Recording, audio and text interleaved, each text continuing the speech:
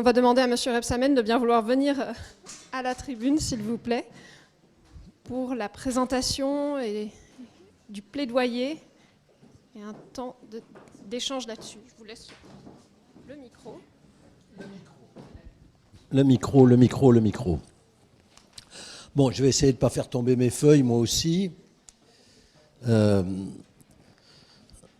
D'abord, je voudrais quand même vous remercier toutes et tous de votre présence, de votre participation. Et j'ai écouté avec grand intérêt cette table ronde. Je me disais également, en écoutant, que comment on pouvait peut-être contribuer par des décisions à empêcher la fuite de ce qui pourrait devenir des cerveaux dans les pays africains normalement et qui viennent ici parce qu'ils ne trouvent pas sur place de quoi élever leur niveau d'éducation, comme tu le disais, ou bien encore parce qu'ils sont attirés par le mirage souvent faux du paradis. Nous avons des dispositifs dans nos collectivités locales que nous imposons aux grandes entreprises. On pourrait le rappeler aux maires des communes africaines concernées. On impose des heures d'insertion aux entreprises locales pour insérer les jeunes. Moi, j'avais fait adopter cette disposition de 10% d'heures d'insertion par rapport au montant du marché. Je pense que c'est des choses qu'on pourrait dire qui permettraient, non pas de faire de l'occupationnel, je dis bien, mais de donner un apprentissage, une formation à des jeunes qui sont souvent désœuvrés parce qu'ils sont très nombreux et qu'on n'arrive pas à trouver de quoi élever, enfin, par l'éducation, leur niveau de connaissance. Donc, c'est juste un point. Bon, donc... Enfin, on est là, on va conclure. Moi, je voudrais dire quand même que on a ici à Montpellier depuis plusieurs jours, je salue les représentants de la région, de la ville qui nous ont accueillis et qui nous accueillent, des représentants par visio, en présentiel et tout, des jeunesses africaines, ainsi qu'un certain nombre de partenaires, des partenaires qui sont des associations, des ONG, des entreprises, etc. Et le président de la République, avec la société civile, a essayé de définir quelles pourraient être des nouvelles relations entre l'Afrique et la France autour du thème de la jeunesse. Les chefs d'État africains n'étaient pas présents, et comme ça a été dit par Valérie, que je cherche des yeux, les collectivités locales non plus. Ce qui est vraiment qui est un dommage, c'est vraiment un dommage parce que il y a une loi qui a été adoptée sur la reconnaissance justement de l'action internationale des collectivités territoriales. Il faut dire que Jean-Yves Le Drian s'est battu pour cela et quand on a un sommet France-Afrique sur la jeunesse, on oublie les collectivités locales. Je m'élève en faux contre ça et je ne manquerai pas de le dire parce que je ne sais pas si vous le savez, c'est juste une petite parenthèse. Je suis assez cash, moi, quand j'ai envie de dire les choses, je les dis aux uns et aux autres. Ça plaît ou ça plaît pas, mais je préfère dire les choses. Et donc, on peut dire qu'aujourd'hui, et c'est ce qui est apparu, après 60 ans, plus de 60 ans d'aide publique au développement, eh bien, on a eu aussi beaucoup de soutien à des régimes qui ne sont pas des régimes démocratiques. Il faut commencer par le rappeler. Et donc, on a besoin, c'est vrai, de réinventer notre partenariat. Notre pays, mais pas que notre pays, enfin, beaucoup de pays européens ont tout fait pour empêcher l'Afrique de devenir maître de son propre destin dans un certain nombre de pays. Je n'en dirai pas plus avec une pensée, puisqu'on parlait de ça, de Sankara, mais enfin, c'est comme ça, un hommage que je voulais rendre à cet instant. Et donc, nous avons besoin de réinventer, de réimaginer, de trouver de nouvelles manières de partenariat avec l'Afrique, c'est très important. Et il y a un chercheur qui a d'ailleurs préconisé, et je trouve que c'est bien, il s'appelle Achille Mbele, il a préconisé la création d'un fonds de soutien à la démocratie. Et on pourrait effectivement, à partir de cela, essayer de réfléchir ensemble comment on pourrait encourager cela. Et donc, on le dit depuis ce matin, on le répétera encore, les collectivités territoriales, elles ont la compétence jeunesse, mais pas seules, en partage, transversalité, etc. Les mots-clés, on les connaît. parce qu'elles agissent, elles mobilisent, elles accompagnent les projets des jeunes en essayant de favoriser le plus possible l'entrepreneuriat en Afrique, la formation, je l'ai dit, ou l'apprentissage. Bref, on n'en parle jamais assez, l'accès à la culture, je pense qu'il y a quand même un phénomène formidable pour élever son niveau de pensée, au sport ou à la santé, ou même d'améliorer l'état civil, tout simplement. Voilà. Et donc, s'agissant des jeunesses africaines, nous agissons, nous, les collectivités territoriales, et c'est pour ça que c'est assez dommageable qu'on n'ait pas été associés, ce n'est pas la première fois, sur notre propre territoire, sur nos propres territoires, ça a été rappelé, des compétences départementales, on l'a vu tout à l'heure sur les mineurs isolés, l'insertion des demandeurs d'asile, du travail indispensable avec les diasporas sur nos territoires pour valoriser les cultures et les richesses de chacun. Petite parenthèse dijonnaise, je vais la faire. Pendant un mois, tous les soirs, les Nuits d'Orient nous occupent du 15 novembre au 15 décembre. C'est un grand moment populaire qui permet de voir combien la richesse est là avec ces jeunes qui sont venus chez nous et qui, pour certains, ils sont restés, et je le souhaite pour beaucoup, retourneront porter leurs connaissances, leurs compétences, etc. À cet égard, je rappelle que quand j'étais président du groupe majoritaire de gauche au Sénat, ne m'en voulez pas de rappeler ça, mais je me permets de le dire, on avait voté au Sénat, on avait voté le droit de vote des étrangers aux élections locales, et je pense que c'est un grand moyen d'élever la citoyenneté et de faire partager la citoyenneté. Je regrette que ce débat ait disparu et que cette idée n'ait pas été reprise. Elle a été votée au Sénat, il suffirait de la faire voter maintenant à l'Assemblée nationale. A priori, ça devrait être quand même plus facile, mais enfin, sait-on jamais. En tous les cas, par-delà tout ça, on a idée aujourd'hui de vous proposer de partager un texte. Je pense que vous l'avez reçu, il est arrivé sur vos boîtes, comme on dit aujourd'hui, excusez-moi, il est arrivé en fichier informatique, il a été diffusé, et donc j'espère, je souhaite que vous l'ayez lu, sinon je peux le lire, je regarde un peu Geneviève pour savoir comment on fait, bon, elle me fait, je peux le résumer, non, bon, je ne le lis pas. Je ne le lis pas, mais l'idée, c'est quand même de vous donner la parole et de voir comment vous pouvez réagir sur ce texte avec les groupes pays. Et donc, on m'a fait une liste. Donc, si les collègues sont là, je vais leur donner la parole pour qu'ils puissent dire ce qu'ils en pensent. Et on peut le modifier encore, on peut apporter des ajouts et on peut le commenter. Il faut le faire malheureusement assez vite parce que le temps nous est compté. Et donc, je demande, est-ce que Sarah Boussexou est là ?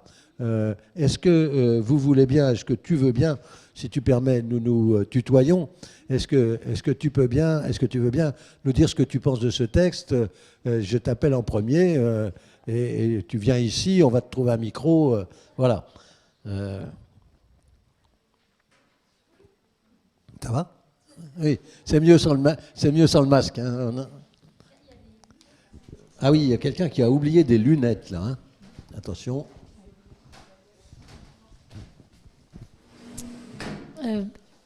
C'est plus facile comme ça. Merci de me demander mon avis, l'avis aussi de la ville de Savigny-le-Temple, peut-être. Bon, alors moi, j'ai presque envie de dire que j'ai rien à redire sur ce texte. Mais comme je l'ai dit tout à l'heure dans un point, c'est que ça nous fait écho, nous à Savigny, en tout cas, ça nous fait écho sur ce qu'on a pu faire. Et on a tiré un point qui nous paraissait essentiel, c'était l'éducation à la citoyenneté mondiale. Et c'est tout ce qu'on a pu faire, nous, dans le cadre du jumelage avec la Mauritanie, notamment des chantiers de jeunes. C'est qu'on en retire que nos jeunes, à nous, reviennent avec une idée de ce qu'est la citoyenneté mondiale, hein, même si on avait dit tout à l'heure que le terme n'était pas très, très joli. Mais enfin, voilà, on voit tous ce que ça veut dire, effectivement. Et c'est la même chose pour nos jeunes en Mauritanie. On sait qu'ils en ont tous tiré de belles expériences et surtout une vraie fraternité qui va perdurer. Merci. On la remercie, on l'applaudit hein, quand même. Alors, Est-ce que Daouda Keita est là? Non.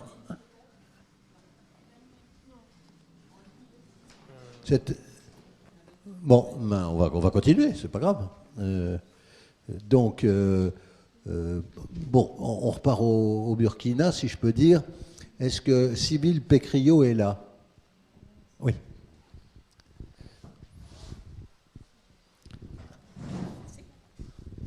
Ça va, non, mais c'est bien. À la fin, vous montrez avec votre chaise. Bonjour à tous. Donc d'abord, excusez Bruno Belin, qui est effectivement président du groupe Burkina Faso, qui n'a pas pu être avec nous, mais c'est parce qu'il était retenu, parce que je vous promets qu'il a une grande... il aime beaucoup ce pays. Il y attache une importance très grande. Donc moi, je suis conseillère départementale dans la Vienne en charge des relations internationales. C'est le président René Monori qui avait commencé ces jumelages. C'est un des premiers, je crois, ou le premier jumelage nord-sud. Donc aujourd'hui, un habitant sur deux qui habite dans la Vienne vit dans une ville qui est jumelée avec le Burkina Faso. Donc c'est quand même énorme et ça donne une dynamique qui est assez spectaculaire. Notre coopération avec le Burkina Faso s'appuie plus sur la sécurité civile, avec un gros travail avec le SDIS. Et on entame là un projet avec les jeunes pour leur apprendre les valeurs du SDIS et apporter les premiers soins. Oui, je crois qu'il y a beaucoup à faire, on va commencer là. Avec les jeunes, on travaille surtout sur le Togo. On a fait des échanges de jeunes qui nous sont confiés, qui ont déjà des parcours qui sont assez chaotiques, et on les a envoyés au Togo pour une dizaine de jours. Ça a été des échanges très très riches. Ils ont appris plein de choses, on a réglé plein de problèmes très très vite, et ils ont appris ô combien on était gâtés en Europe. On oublie de le dire, on est même un peu gâtés pourris, je dirais. Donc voilà, c'est des échanges. Nos jeunes sont partis là-bas, des Togolais sont venus dans la Vienne, et là ils repartent pendant les vacances au Togo. Donc vraiment une expérience très très positive. Donc longue vie aux coopérations et tout notre soutien au plaidoyer présenté sur lequel on n'a rien à redire. Merci, merci. Je poursuis, mais je sais qu'elle est là parce qu'elle était là au show tout à l'heure. Fadia Benamar Kodi, mais je ne sais pas où elle est partie s'installer, mais... Ben oui, mais il y a encore une chaise là-bas, celle-là je la garde. Hein.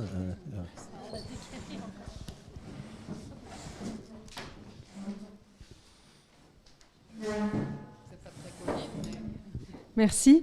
Non, moi, j'ai pas grand-chose à redire. J'ai lu le texte, qui est très bien. Peut-être juste une version jeune, sans vouloir les dénigrer, pour que ce soit compréhensible, peut-être pour les plus jeunes. Vas-y. Oui, non, mais c'est... Voilà. Après, bon, ça touche peut-être un... Je ne sais pas comment formuler ça. C'est vraiment dans le titre, c'est-à-dire que quel rôle de la gouvernance locale en matière d'accompagnement des jeunesses africaines, ok. Comment dire ça? On parle d'un côté de la France et puis de l'autre des jeunesses africaines. Moi, je préférerais qu'on nomme en fait les jeunesses des pays qui sont concernés, quitte après à rallonger la liste, mais je préférerais avoir des noms de pays, voilà. Voilà, c'est enregistré, c'est bien, c'est une remarque. Oui. Moi, je me suis demandé si effectivement c'était pas un peu abscon le titre, quel rôle de la gouvernance locale en matière d'accompagnement des jeunesses africaines, mais j'ai rien trouvé de mieux. On pouvait remplacer par collectivité locale. Je ne sais pas si c'est mieux perçu. Voilà. Bon. Finalement, c'est pas dans le titre parce que dans le titre, voilà. Mais c'est toujours ce déséquilibre France et Afrique, quoi. Donc on va citer, oui, on va citer, oui, d'accord. On retient l'amendement, voilà. Très bien, merci. On poursuit. Alors, la représentante là, mais elle est là, Djeneba Keita, et qui est de Montreuil. Voilà. Et elle a parlé d'économie tout à l'heure, et elle va nous dire ce qu'elle pense du texte. Bon, on va succéder. Moi, je reste, parce que je tiens le micro.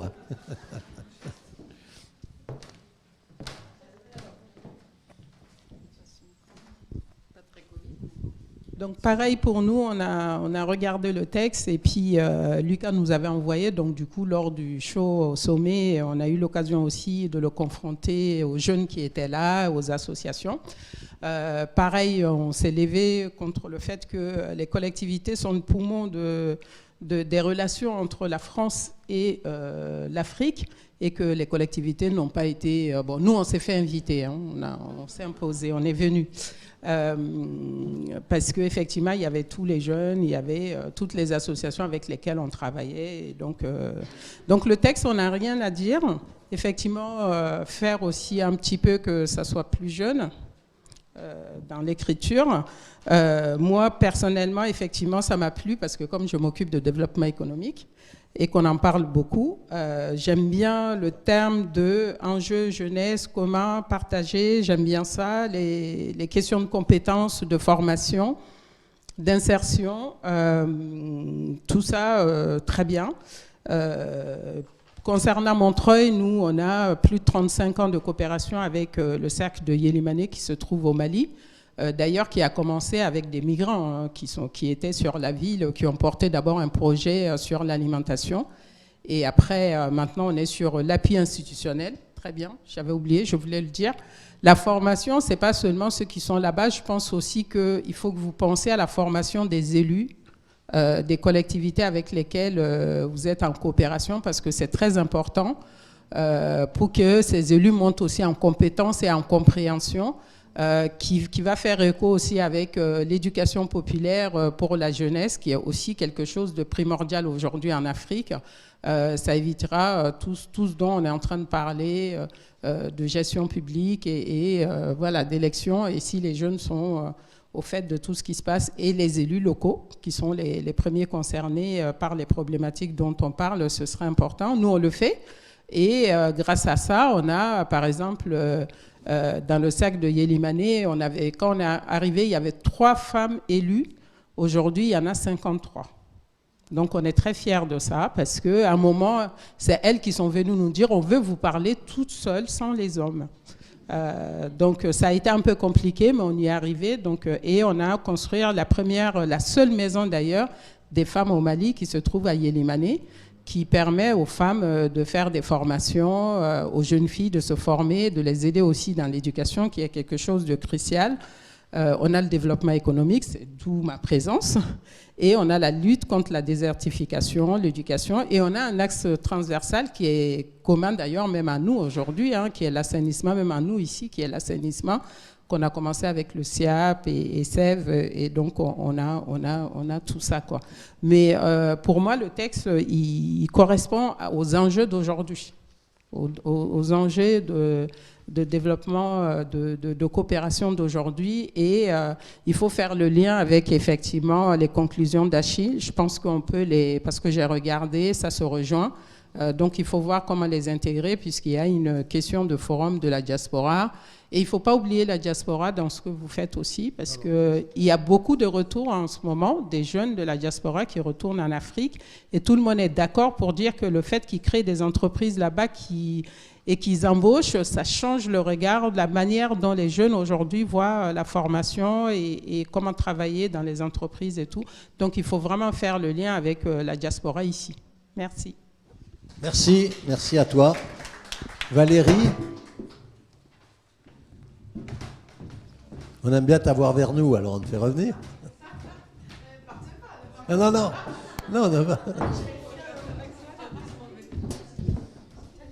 T'as remarqué, il n'y a que des femmes qui viennent témoigner là. C'est très bien, ça change un peu. Bah, en fait, je représente au pied levé le groupe Pays Tunisie, parce que la personne qui vient venir ne va. Et, voilà. Donc, oui, ce plaidoyer me va, dans la mesure où je vous ai parlé du plaidoyer qu'on a fait, nous. Donc, il y a des résonances, évidemment. Je suis tout à fait d'accord sur la question, sur le titre. Enfin, en tout cas, globalement, sur la présentation, de le faire vraiment en réciprocité et pas que dans un sens. Enfin, je crois que c'est très important de se positionner comme ça et alors je sais pas, est-ce qu'on met territoire, fait territorial, ou voilà, trouver un argument pour positionner et pas mettre un point d'interrogation, mais je pense affirmer les choses. On pose pas la question, on se positionne. Voilà, puis après, globalement, tous les enjeux ont été effectivement inscrits. Sur la question de mettre en langage... vers les jeunes, je pense qu'il peut y avoir une formulation un peu plus peut-être politique à un moment donné, ou peut-être plus synthétique, un peu plus politique, comme une adresse en fait des élus locaux dans ces problématiques de la jeunesse, mais peut-être qu'effectivement en résonance, il faudrait des expressions de jeunes eux-mêmes sur le pouvoir d'agir des jeunes, peut-être le mettre dans ce sens, pouvoir d'agir des jeunes, peut-être qu'il faudrait le mettre aussi dans ce sens-là. Voilà. Merci Valérie. Bien noté. Tu peux rester. Clara Hart, c'est toi que je vais appeler maintenant. Hein, voilà. Hein, puisque Ngacha est resté à Paris. Oui, effectivement. Arnaud, hein, ouais. Ouais, alors, un peu comme toi, je prends la place de Arnaud Ngacha au dernier moment, au pied levé. Il n'a pas pu venir, mais je pense qu'il vous salue très chaleureusement. Donc, du coup, pour le groupe Sénégal, groupe Pays Sénégal, alors, dire déjà peut-être que ça tombe très bien parce que Montpellier est extrêmement lié au Sénégal à travers des opérations de coopération décentralisée, mais aussi parce que nous avons une population sénégalaise très importante, avec une grande partie étudiante aussi. Montpellier accueille 5000 étudiants africains tous les ans, dont à peu près 1000 à 1500 Sénégalais. Donc on a l'habitude de travailler avec les Sénégalais sur le territoire, et les diasporas sont extrêmement actifs. Et nous avons vraiment beaucoup de liens, beaucoup d'actions, et nous sommes en train de mettre en place actuellement un jumelage, une amitié entre villes avec la ville de Bargny, qui se situe juste à côté de Dakar. Voilà, donc c'est très, très approprié. Alors, en ce qui concerne le texte, le plaidoyer, nous trouvons que c'est extrêmement complet. Hein, ça comporte à peu près tout ce que nous disions dans le passé et puis depuis ce matin. Peut-être rajouter juste un point qui nous tient à cœur à Montpellier, qui est aussi la lutte contre toute forme de harcèlement scolaire. Nous avons accueilli dans notre Maison des Relations Internationales le Comité des Nations Unies de la lutte contre le harcèlement scolaire et sportif. Et nous pensons que c'est un vrai sujet pour la jeunesse. Donc voilà, je pense qu'il ne faut pas oublier cet aspect-là. Hein. C'est vraiment extrêmement important de travailler, et puis de manière tout à fait bilatérale sur ce sujet-là, hein, dans les deux sens. Je veux dire, on souffre ici, tout comme en Afrique, de ces dérives. Donc ça, c'est important pour nous. Et sinon, voilà, je pense que tout y est. Je ne rajouterai pas plus, mais je voudrais juste clôturer en disant que, et c'est une notion qui m'est très, très fort. On parle de 35% des jeunes du monde qui seront africains d'ici 2050, mais c'est 100% de notre avenir. C'est 100% de l'avenir pour nous toutes et tous. Voilà. Donc c'est extrêmement important de retenir ça. Merci. Benoît, je ne peux pas être tout seul. Alors Benoît Pilet n'est pas là, donc il est remplacé par Gilbert, que je salue. Je n'avais pas vu tout à l'heure, il devait avoir son masque. Gilbert Darroux, qui nous vient d'Autun, Sahel, Niger. On t'écoute. Et puis le texte, bien sûr. Donc, en fait, moi, c'est comme mes collègues, je remplace le président du groupe Sahel qui ne pouvait pas venir, Benoît Pilet. Donc, en fait, moi, j'ai lu le texte, moi aussi, il me convient très bien, sous les quelques réserves qui ont été apportées. J'insisterai plus pour les collectivités, de manière à ce qu'elles associent les jeunes dans les réflexions qui sont conduites pour leur avenir. Et je trouve que c'est pas assez fort, parce que les collectivités, elles vont le lire très vite. Et il faut qu'elles voient bien qu'il faut que les jeunes participent. Et quand je dis les jeunes, c'est les femmes et les hommes. Pas que les hommes, quoi. Ça vaut le coup aussi peut-être de le préciser. Voilà, je ne sais pas trop. Ensuite, je pense que peut-être ça serait bien qu'on évite de dupliquer ce qui se fait en France sur les pays d'Afrique quand on va là-bas. c'est peut-être mieux de s'appuyer sur leurs connaissances à eux, et puis nous d'apporter éventuellement des compléments qui peuvent adapter à la situation locale. Voilà. Je ne sais pas comment le formuler, mais voilà quoi.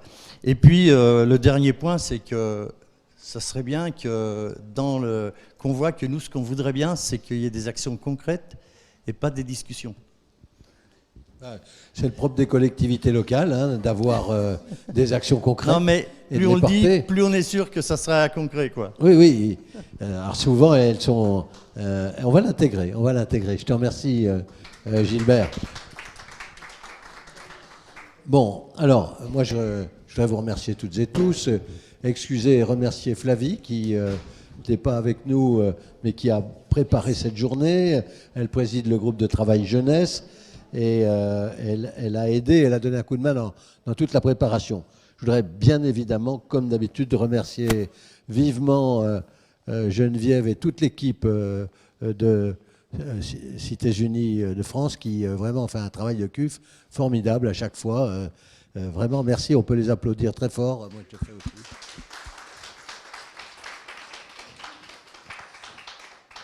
Alors, qu'est-ce qu'on en fait maintenant du texte? C'est ça la question, du plaidoyer. Oui. Non, au contraire, vas-y. Attends, on va te passer un micro.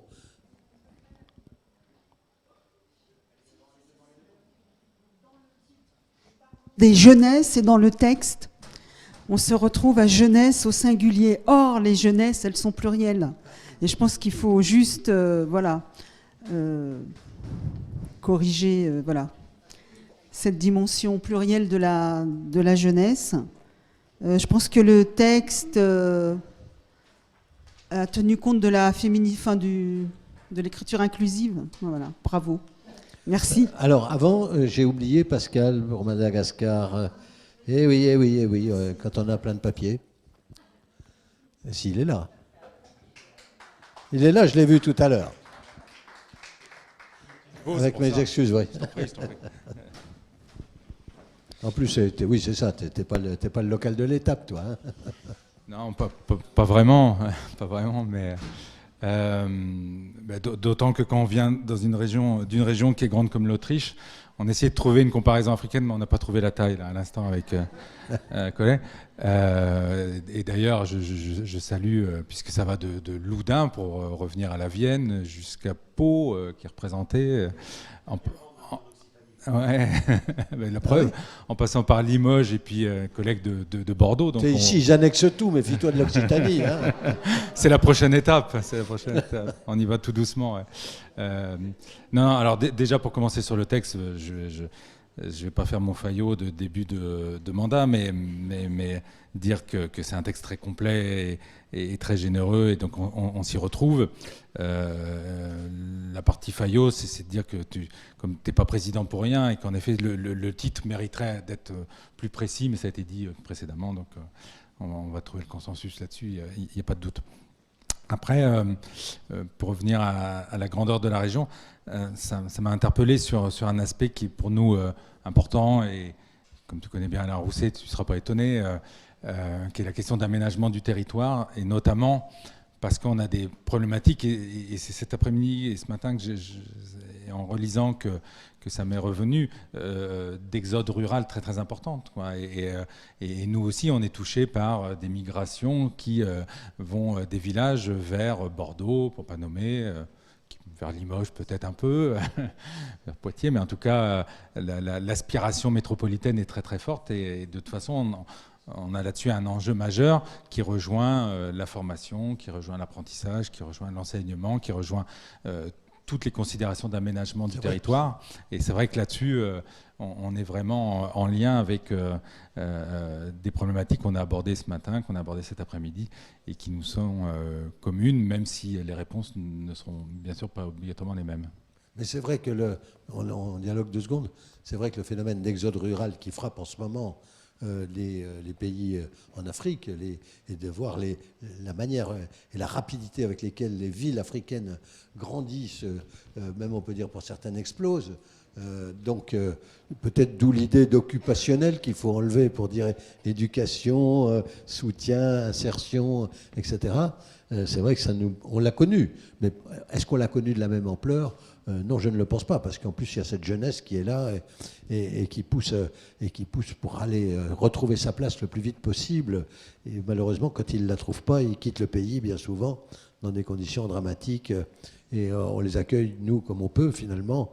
Parce que je rappelle que l'accueil, c'est une responsabilité de l'État. C'est comme ça, mais qu'en réalité, c'est les collectivités locales qui font.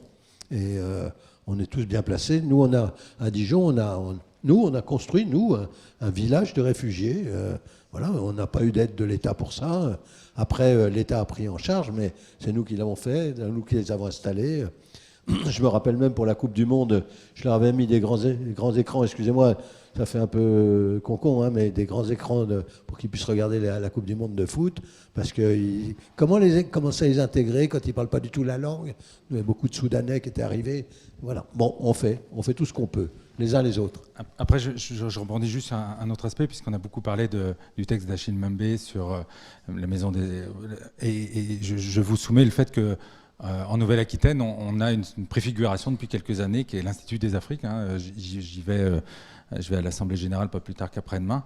Je vous ferai remonter les éléments parce que c'est un travail très très fructueux et qui va complètement dans le sens de ce qui est préconisé. Très bien, très bien. Merci à toi. Alors, ce texte, donc, on va tenir compte des remarques qui ont été faites. On va le peaufiner, on va aller vite d'ailleurs, parce qu'il faut le publier assez vite. On va vous le renvoyer si vous voulez pour le signer, parce qu'il faut qu'il y ait des signatures, ça aura un impact encore plus grand. On va l'envoyer au président de la République, parce que s'il nous a oubliés, nous on ne l'oublie pas, on va commencer par lui, hein, avec nos commentaires. Ensuite, on va l'envoyer, je pense, je ne sais pas si on l'a dit, mais au Premier ministre aussi. Il est de la région, donc il ne manque jamais une occasion de le dire, donc voilà. Et puis, on va l'envoyer au ministre des Affaires étrangères, à Jean-Yves Le Drian, qui a fait adopter une loi qui est très bien, mais il ne faut pas oublier de la mettre en application après. C'est un peu ce que je pense. Voilà. Et donc, elle sera publiée dans la presse sous la forme d'une tribune qui sera co-signée par les uns et par les autres et qui aura, j'espère, du poids. On va se quitter, mais avant, je voudrais remercier la ville de Montpellier. Je voudrais remercier la métropole. La ville, la métropole, la région Occitanie qui nous a offert le repas à midi avec ses meilleurs produits, voilà. Et puis, je l'ai fait à CUF, à toute l'équipe de CUF, à Geneviève. Merci pour tout ce que vous avez préparé et bravo à vous tous. Allez, voilà. Et puis à bientôt demain pour certains d'entre nous. Demain, Assemblée Générale. Et la région en clôture. Voilà. Oui, bien sûr. Bien sûr. Excuse-moi. Hein. Non, c'est parce que tu étais déjà venu 3 fois sur la tribune, je ne voulais pas te rappeler. J'aurais dû rester là. Je plaisante. Assieds-toi. Écoutez, excusez-moi. Oui, j'étais un peu ailleurs, je m'excuse. Merci à tous. C'est un vrai plaisir de vous avoir accueillis. Et ce que je voudrais rajouter, c'est qu'aujourd'hui, c'est vrai qu'il y a pas mal de dispositifs en Occitanie qui existent et qui montrent notre volonté, notre courage, hein, comme ça a été dit. Mais il n'y a rien de figé, on est en début de mandat. Donc il y a des choses qui sont revues aussi, qui sont réétudiées à l'aune de l'évolution. Un mandat, c'est assez long. En 6 ans, les choses ont beaucoup changé. Et très récemment, d'ailleurs, on a un appel à projet qui est nouveau, hein, qui concerne l'agroagriculture en Afrique. Et on a eu un tas de dépôts de projets, donc on est ravis. Et on va aussi orienter notre action sur ce secteur-là, parce que c'est quelque chose qui est important. On a parlé des changements climatiques, etc. Donc l'innovation, tout est lié, hein, l'innovation, la jeunesse, le développement durable, évidemment. Donc voilà, rien n'est figé et on a besoin de toutes les bonnes énergies. Il y en avait plein aujourd'hui. Et j'espère vous revoir tous très bientôt. Merci. Et merci à toi et merci à la région encore. Et amitié à Carole. Voilà.